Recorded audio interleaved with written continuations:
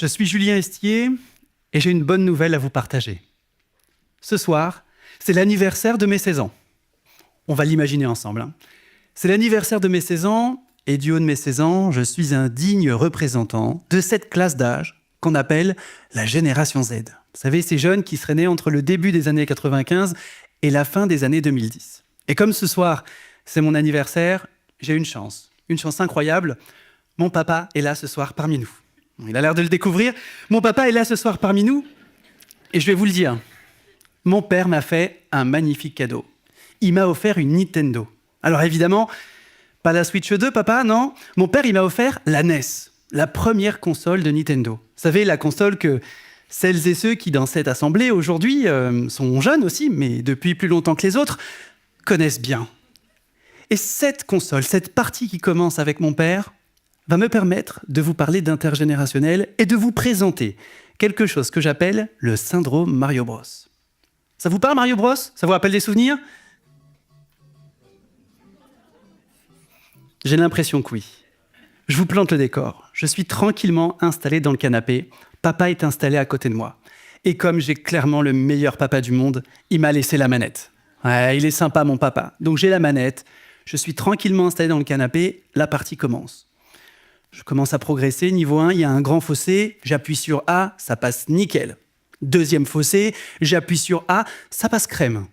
Alors oui, je vous rappelle que ça passe crème, c'est rentré dans le dictionnaire. J'ai donc parfaitement le droit de l'utiliser. Et puis, il y a un troisième fossé qui arrive. Alors celui-ci, il est bien plus grand que tous les autres. Mais je me dis, après tout, j'ai passé les deux premiers, il n'y a pas de raison que ça ne fonctionne pas. Et donc, je m'apprête à appuyer sur A, et je vous le dis tout de suite, mon père s'agite. Mais oui, parce que mon père sait que ce fossé appuyé sur A, ça ne suffira pas pour le franchir. Et donc, à votre avis, qu'est-ce que va faire ou qu'est-ce que va dire mon père à ce moment-là? Plusieurs opportunités s'offrent à lui. Mon père pourrait ne rien dire, papa. Mais non, ah non. Mon père va préférer les deux autres propositions.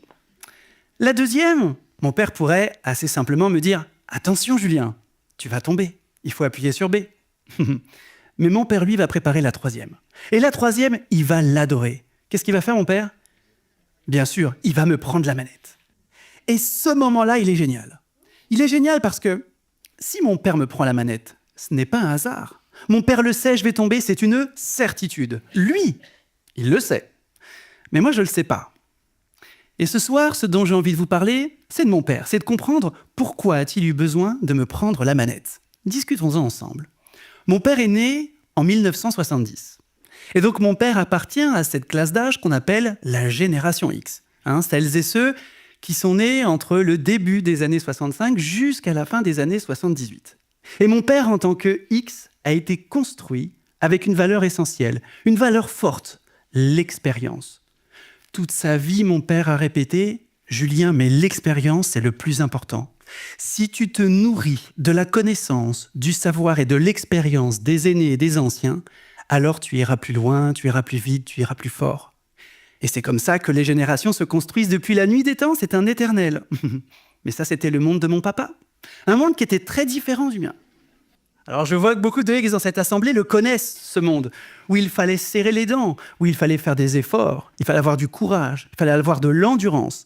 Mon père a gravi les échelons un par un à la sueur de son front et c'est ce qui explique qu'il est là où il en est aujourd'hui.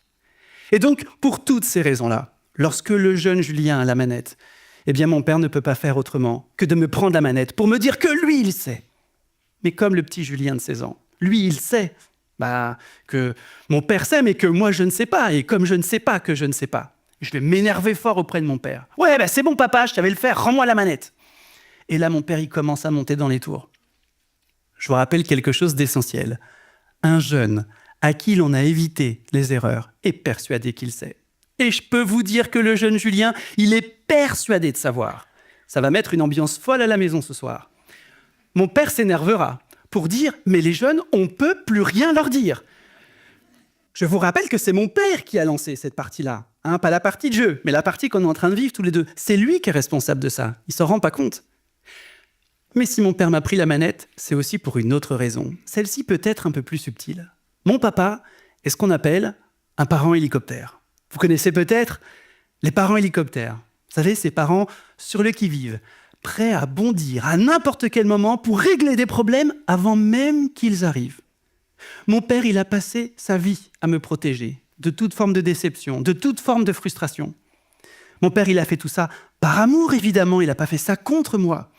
Mais je peux vous dire que le soir, ou un jour, mon père m'a dit « Julien, après tout ce que j'ai fait pour toi », et moi je lui ai répondu « J'ai rien demandé, hein ?» Il y a des habitués parmi vous, hein. Je veux dire, mon père, il s'est donné du mal, il s'est sacrifié pour moi. Mais mon père, il s'est occupé de tout. Moi, j'ai envie de lui dire quelque chose à papa. À trop protéger les petites chutes, on prépare mal les grandes. Papa, j'ai besoin de savoir que je ne sais pas. Et puis, vous savez, mon père, il s'est occupé de mon stage, à l'aide de motivation pour Parcoursup, de mon déménagement, de mon orientation, il s'est occupé de tout. Et ce matin même, mon père disait « Oh, mais les jeunes, ils sont insupportables, hein, c'est vraiment des assistés. Hein. » Bah non, papa, les jeunes ne sont pas des assistés. Ils sont le résultat du monde et de l'éducation qu'ils ont pu avoir. Alors papa, je t'en veux pas. Mais nous sommes réunis ici ce soir avec une idée en tête, comment faire pour que ça change. Alors vous le savez, Confucius disait qu'il ne sert à rien de donner tous les jours du poisson à un homme, mais qu'il vaut mieux lui apprendre à pêcher. Alors, comme l'objectif de cette soirée est d'envisager un meilleur maintenant, je voudrais vous partager une invitation. Mon invitation, elle est extrêmement simple. Papa, les X dans cette assemblée et tous les autres, s'il vous plaît, laissez les jeunes se planter le plus tôt possible sur des choses insignifiantes pour qu'ils puissent comprendre qu'ils ne savent pas. Alors attention, ne tombez pas dans les excès. Alors monsieur sait conduire, très bien, on va aller sur le périph', on va voir ce que ça donne. On n'est peut-être pas obligé d'aller à ces excès-là. Et donc, la chose que j'ai envie de vous partager ce soir, s'il vous plaît, un conseil à appliquer, à tester. Cessez d'être fournisseur officiel de poissons. Suivez les conseils de Confucius. Arrêtez d'être fournisseur officiel de solutions. Parce qu'en plus, les jeunes sont très forts pour venir aller chercher du poisson. Et je sais que fournir du poisson, c'est très réconfortant. Mais oui, ça renforce l'ego. On se dit qu'on va gagner du temps. Et que de toute façon, à la fin, on sera obligé de le faire nous-mêmes. Alors autant y aller, quoi. Il va falloir résister. Et c'est à vous de jouer, c'est à vous de faire ce premier pas. Alors, pour vous y aider, je vous partage une astuce, un truc. 2 questions puissantes qui vont beaucoup vous aider dans cette démarche. Qu'en penses-tu et que proposes-tu? Et vous lâchez rien. Toutes celles et ceux qui vous tournent autour, qu'en penses-tu, que proposes-tu? Évidemment, papa ne rentre pas à la maison ce soir. Alors chérie, c'était bien ta soirée? Qu'en penses-tu? Que proposes-tu? C'est pas le concept de ce que je suis en train de vous dire. Mais essayons de tester un petit peu pour voir où est-ce que mon père va emmener tout ça. Je remonte dans le temps, souvenez-vous, j'ai la manette, j'ai passé le premier niveau, j'ai passé le deuxième, le troisième arrive, je m'apprête à appuyer sur A. Au regard de tout ce qu'on vient de se dire, qu'est-ce que va faire ou qu'est-ce que va dire mon père? On est d'accord, il va rien dire. Je veux même pas entendre un « woup », même pas un « et ne dégainez pas tout de suite le Julien, qu'en penses-tu? C'est bien trop tôt !» Parce que si jamais papa se laisse avoir et me dit simplement « Attention !» moi j'y verrai quelque chose de fort, papa. Une tentative inconsciente de cette génération X qui ne peut pas s'empêcher de donner son expérience alors qu'on n'a rien demandé. Non, mon père, respiration ventrale, cohérence cardiaque, il prend son souffle, et mon père ne dit rien, pas un mot, je ne veux rien entendre. Et donc, qu'est-ce qui se passe? Je fais ma propre expérience, papa. Et donc, comme la nature a des évidences qui sont implacables, eh ouais, je suis game over. Et là, au moment où je suis game over, vous la sentez, cette phrase qui est en train de monter? Je te l'avais dit, Julien, si t'avais écouté ton père. On est bien d'accord, jamais de la vie on dit ça. Hein. Ça n'a absolument aucun intérêt, aucun objectif, si ce n'est créer une situation de tension. Donc mon papa, il prend sa respiration, il respire un bon coup, il souffle, et là, qu'est-ce qu'il va me dire? Alors, qu'en penses-tu? On est d'accord, la pire erreur que mon père aurait pu faire, ça aurait été de me dire quelque chose, mais évidemment, vous ici ce soir et derrière vos écrans, jamais vous ne m'auriez dit ça. Oh, bah c'est pas grave Julien, recommence. Je vois des têtes qui dodelinent un peu. Évidemment qu'on dit surtout pas recommence. Parce que si mon père m'avait dit recommence, pour bien analyser ce qui est en train de se passer, mon père, à ce moment-là, est en train de me donner un conseil que j'ai pas demandé. On est OK ou pas? Donc moi, je suis un petit jeune de 16 ans, mon père me donne un conseil que j'ai pas demandé, qu'est-ce que je vais faire de ce conseil? Mais évidemment que je ne vais pas l'appliquer. Mais même mieux encore, non seulement je ne vais pas l'appliquer, mais je vais aller plus loin. Je vais dire à mon père, non mais c'est bon papa, j'arrête. Et là, ça va activer chez mon père un autre déclic. Mon père va se dire, ah, je crois que Julien a un problème avec la gestion de l'échec. Je vais insister. Quelle belle soirée! Ah. Mais ce sera toujours de ma faute, hein. Ce soir, mon père se couchera en disant « On peut rien leur dire, hein, ils sont susceptibles, hein. » Encore une fois, je rappelle que c'est mon père qui lance la partie.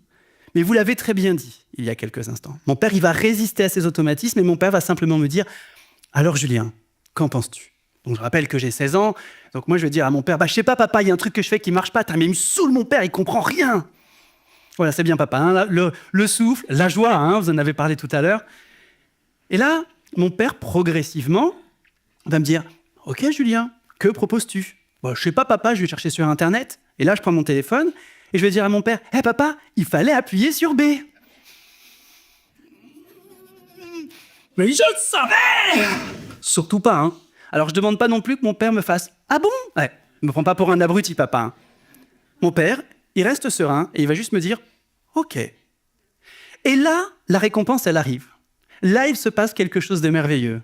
Je vais prendre l'initiative de continuer. Je reprends ma partie, je continue de jouer jusqu'à ce que je sois confronté à un obstacle que je n'arrive pas à surmonter. Et j'ai tout essayé.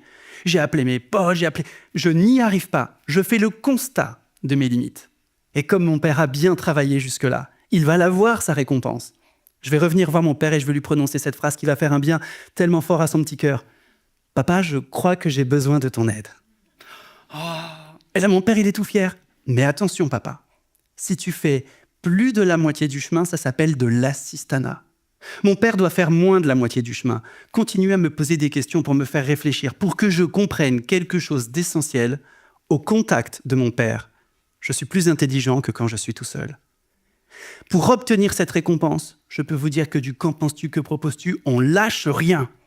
Vous êtes combien ce soir, parmi nous et derrière vos écrans, à vivre un quotidien où toute la journée, vous êtes sollicité pour avoir du poisson, pour avoir des réponses. Si je vous croisais à la fin de vos journées, peut-être, me diriez-vous, Julien, on est lessivé. On n'a pas arrêté une seule seconde et on a l'impression que si on n'était pas là, ça serait la catastrophe. Et si on arrêtait de distribuer du poisson? Et si on se disait que celles et ceux présents sur le marché du travail, présents en activité, sont peut-être les plus malins pour, 1, identifier le problème, 2, réfléchir à 2 solutions concrètes et transposables. Et lorsqu'ils viennent vous voir, c'est pas pour avoir du poisson, mais c'est pour que vous tous, ici, vous les fassiez monter en compétences, pour qu'ils puissent comprendre par eux-mêmes, parmi ces 2 propositions de solutions, quelle est celle qui est l'application de la ligne stratégique de votre structure. Et je peux vous dire que ça, on peut le gagner. Mais qu'en penses-tu? Que proposes-tu? Ne lâchez rien. Alors, nous sommes là ce soir pour travailler ensemble à un meilleur maintenant. Alors moi, j'ai 3 choses à vous dire. La première chose, c'est qu'un meilleur maintenant, ce n'est pas avec des jeunes qui sont plus compétents nécessairement, mais avec des jeunes plus autonomes sûrement. Un meilleur maintenant, ce n'est pas un monde sans échecs, mais c'est un monde où on va apprendre à se relever. Un meilleur maintenant et de bonnes relations intergénérationnelles, c'est un monde où quand des situations comme celles que vous avez vécues ce soir vont se produire au quotidien, vous repenserez à tout ce qu'on s'est dit, vous garderez l'essentiel et vous prononcerez ces 2 phrases magiques. Mais enfin, Julien, qu'en penses-tu et que proposes-tu?